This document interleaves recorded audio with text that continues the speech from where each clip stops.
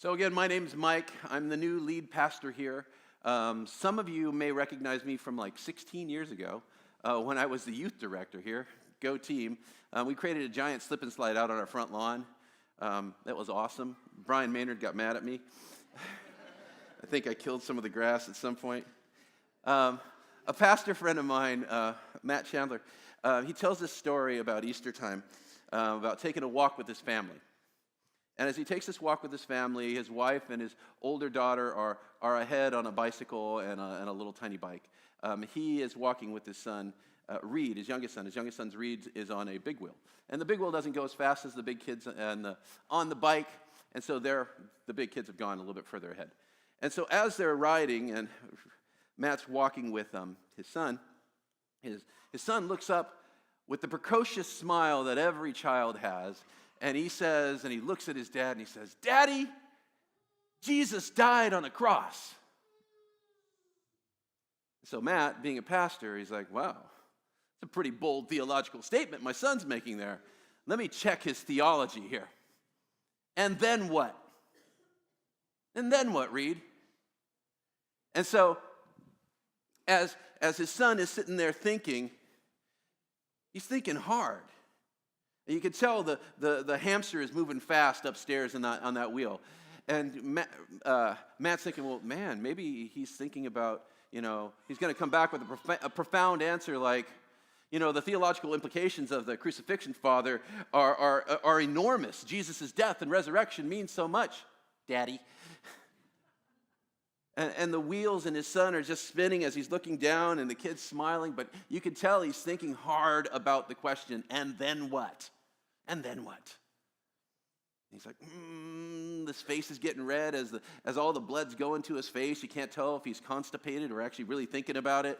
And the mom comes walking back with the daughter, and Matt says, "Honey, guess what? Reed's going to tell us what happens after the resurrection. And then what?" And so you're just watching him, and all of a sudden, his eyes light up.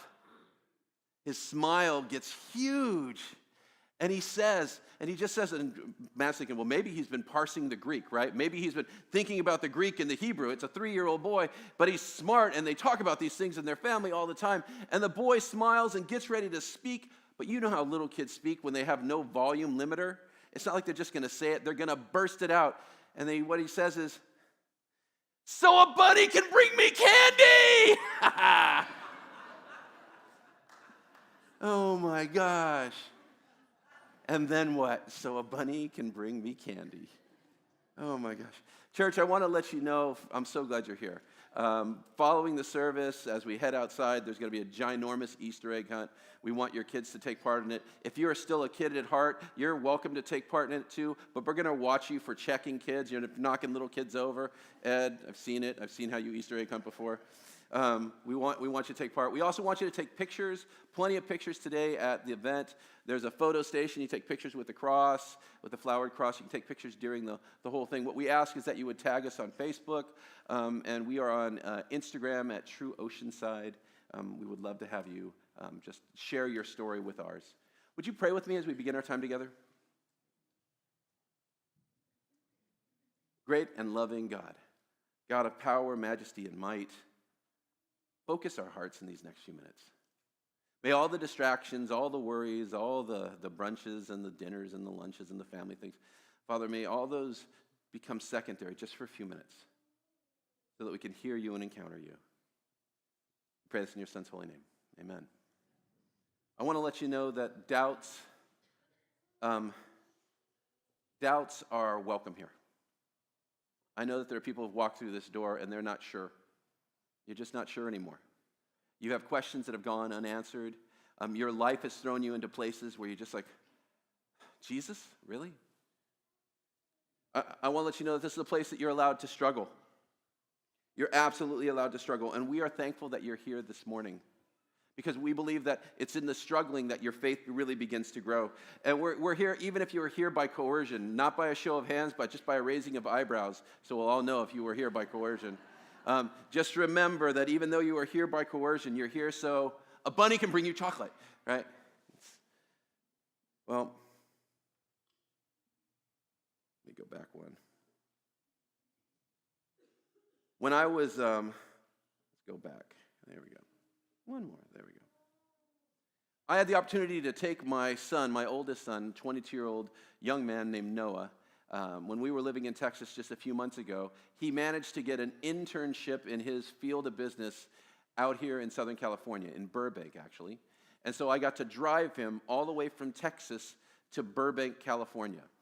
Southern California is my home. I've made that drive many, many times. And guess what is in between Austin, Texas, and Southern California? Nothing but Arizona and Mexico, right? And New Mexico. And that's just basically code for desert most of the way. And so we had a great time bringing him out here. We were familiar with the ride. We had set up a system so we wouldn't get ourselves in trouble. And while he finishes his internship, guess who has to fly out to drive him back? Dad, right? And so we take his Toyota Camry, which is of dubious quality and nature. That's a prayer request car all by itself, right? And so we get in this and we drive all the way to El Paso on our first night. And it's great. We stop at all the places we needed to stop. We get gas when we need to get gas. And when we leave El Paso, we start driving and we're booking it. We're cruising. You know, you can go pretty fast on those roads when the police aren't watching, right? Are there any police in this room? Okay. Just kidding, just kidding. We drive the speed limit. Sure we do. Well, as we left El Paso, we were just in a rush to get home, to get back to Austin, Texas. And so we're driving along. He has the first leg of the drive. It's 3 hours. Every 3 hours we take turns.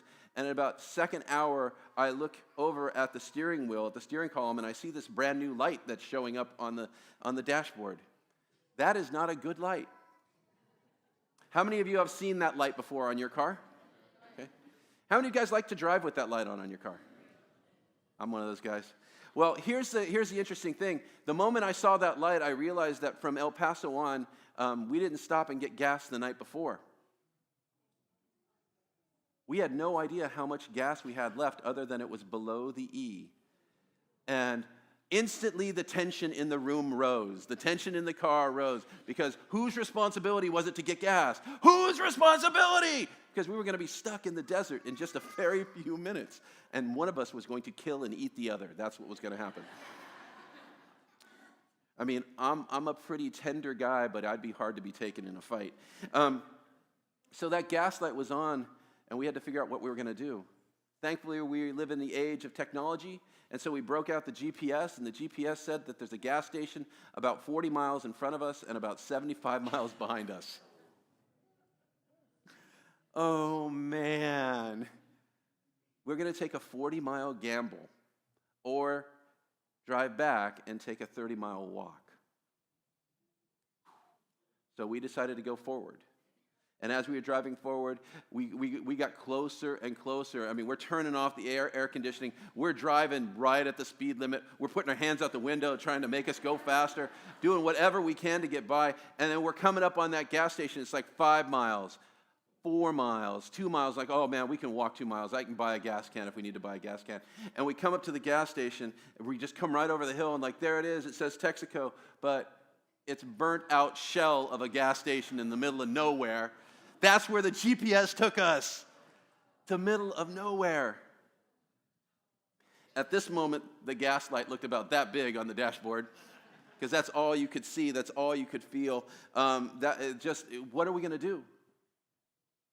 What are we going to do? We're running on empty. We're beyond running on empty. We're running on fumes. We drove a little bit further, crested another hill, and then we saw the most beautiful Texaco Arco Shell gas and sip Slurpee station we could ever imagine. It was like heaven was right there in the middle of Arizona. Ah! And we filled the gas tank up, and you know that says don't top off? We topped that thing off. Because we were just like, every drop's going in there. There's not a chance we're going to ever be in that situation again. And I think there's a lot of us that, if you're like me, you like trying to drive on empty. You try to run on empty as far as you possibly can. But some of us, when we run on empty, we don't realize that we have a huge E that's shining on our faith. And that our faith is a little more empty than we ever thought it was. It just keeps getting bigger and bigger and bigger. Today, as we're going to walk through a text, an unusual Easter text, we have to talk about something that's difficult. And we have to talk about it because it's right there in the story. We're going to have to talk about death. Way to bring the room down, Pastor Mike. You were talking about bunnies and chocolate a minute ago, and now we're talking about death. Well, we're going to talk about it because it's a huge part of the Easter story. Because we're talking about Jesus' death and amen. Do you know that online you can check out what your death clock is? Why would you want to do that? Well, someone found it interesting enough that they created a website where you can put in your statistics and they will tell you how many years you have left to live. Okay? You can also get a watch that has it on there as well. So it's a countdown to when you're pushing up daisies. It's a down till you push up. That's what it is. And it's really, really dark. Death is the backdrop to the story that we're reading in Easter. The countdown clock for Jesus had hit 0 because he had died. He was killed on that Good Friday. And his death shook his disciples to their very core. Now, there's this saying, I hear it all the time, life happens. I need to tell you that death also happens. Every one of us in this room is going to die. You are either going to show up at my funeral or I'm going to show up at yours. But we're all going to pass on. We're all going to die. Again, way to bring the room down, Pastor Mike. It's just like, this is Easter. We're supposed to be excited, and we will be. With that in mind, with this idea of kind of death kind of hanging over us, a lot of us go this path where we try to avoid being the worst person ever. We want to be on the bell curve of life, and we want to be just on the right side of good, right? We want to be just good enough. How many people are in that kind of, just be honest, right side of good, you want to be just good enough? Just thank you in the back, I appreciate it. Awesome, yeah. We're just being honest, because we often compare ourselves to our neighbors. At least I'm not as bad as that guy, right? But the question becomes, well, who are you comparing yourself against? What about if you compare yourself against Gandhi? Uh-oh, I'm on the left side of that. How about Mother Teresa? I'm on the left side of that too. I'm not on the good side of that chart. Because when we compare, we get ourselves in a lot of trouble. Because we forget one thing. Many of us believe that it's our good deeds and it's the work that we do and it's how we live out our faith that secures our position in heaven. But Scripture tells us this hard line. It says that even our righteous deeds, the good stuff we do, the really good stuff we do, are like filthy rags to God.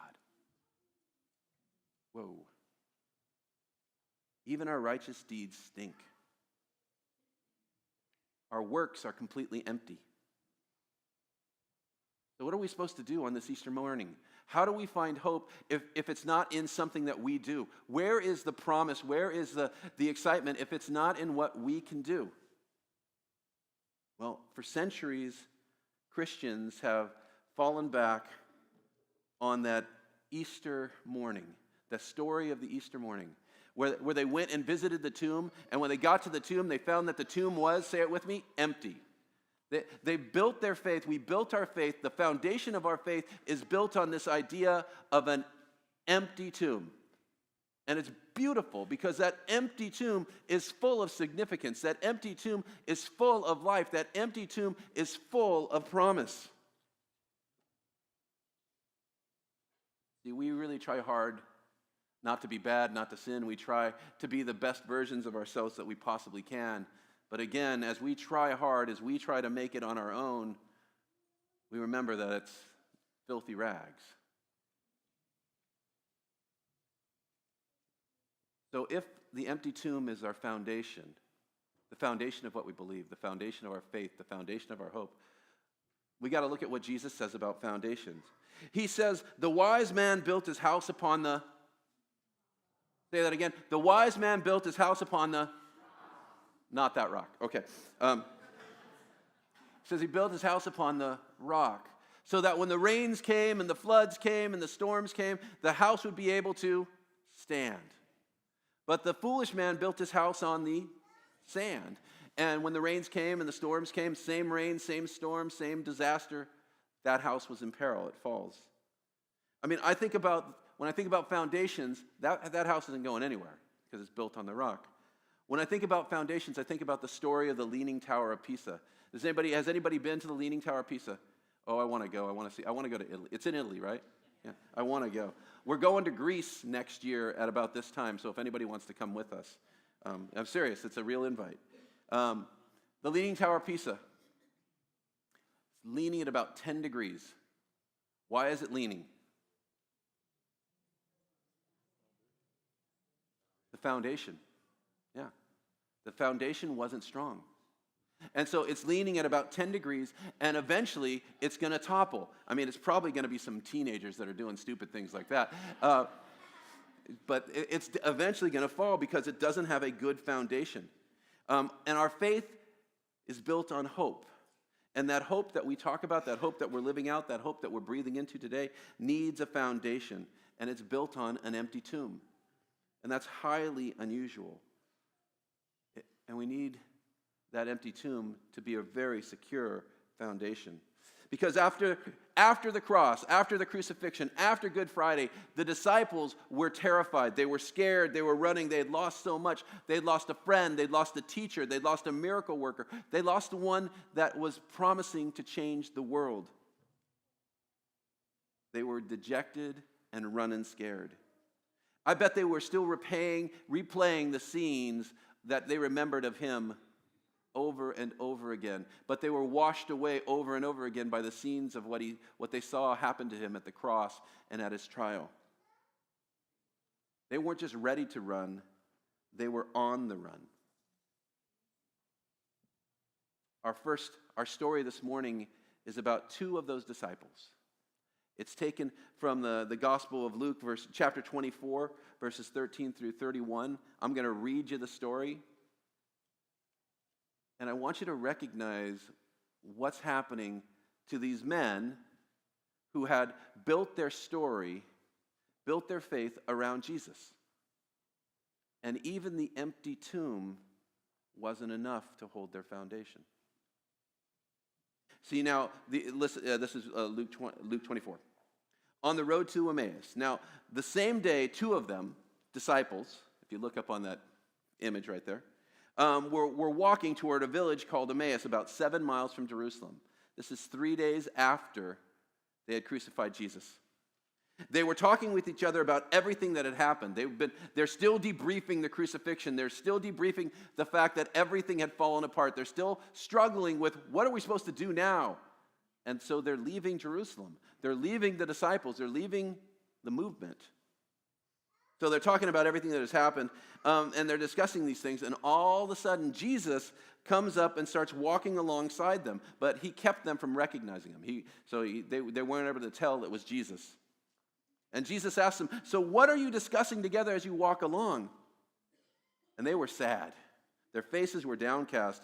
One of them, named Cleopas, said, are you the only one in all of Jerusalem that does not know what's been going on these days? And Jesus, being kind of coy, he says, what things?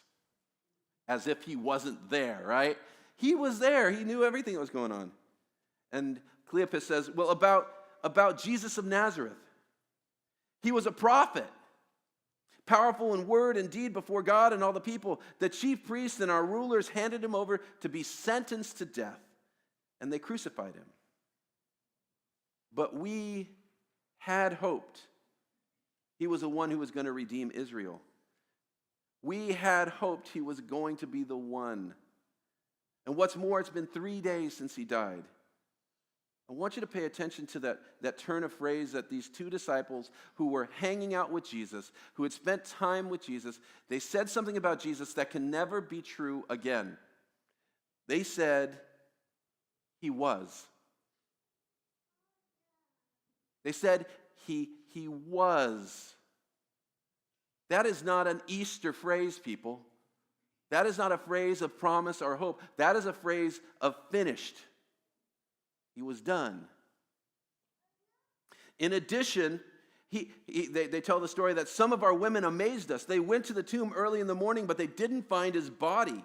They told us of a vision of angels that they had seen and that he was alive. But then some of our companions, some of the other disciples, went to the tomb to see what the woman had said, and it was true. Jesus wasn't there. But they didn't see Jesus. And then Jesus says to them, "How foolish you are, and how slow to believe. All the prophets have already spoken about this." He says, "Didn't the Son of Man have to suffer all these things to enter glory?" And beginning with Moses and starting to tell the story through all the prophets up until that very day, he explained to them what the scripture said concerning himself. Jesus pretended that he was going to continue walking on farther, but the two men said, "No, come eat with us. Come. It's the night is getting long. Come and hang out with us." And so they sat down, and he continued to teach. He broke bread and poured wine just as he did in that upper room. And as he broke the bread, the disciples, the men recognized him, and they saw him as Jesus, and instantly he vanished. See, what happens in this moment, he was becomes he is. He was becomes he is. He is no longer a was, he is now an is, because he is alive. See, the empty tomb is not our only piece of our foundation. It's that Jesus showed up. He showed up. He showed up over and over again. He takes defeat and brings it to victory. First, he shows up to the women at the tomb. Then he shows up to the men on the road to Emmaus. Then he shows up to his disciples. Then he has breakfast with his disciples. He eats with them. He says to Thomas, "Touch my wounds, touch my hands, touch my side." He's right there. He shows up and he meets over 500 people after the resurrection. After the resurrection. It's not just the empty tomb. He takes he was and makes it he is. See, Jesus went and he changed everything. The resurrection changes everything from he was to he is. He is hope, he is grace, he is promise, he is justice, he is redemption, he is reckless love. He's the one who sacrifices for us and takes our place. He is the one that makes it possible for us to say, he is risen. You see, over the years now, the church has come up with a phrase, a way of saying more than just Happy Easter, because Happy Easter is nice. You can put a nice little Instagram filter that says Happy Easter. I mean, that would just be really cool. But there's so much more to saying Happy Easter, because what the church is supposed to say is we greet one another with, he is risen, and the church responds with, he is risen. Church, he is risen. He is risen indeed.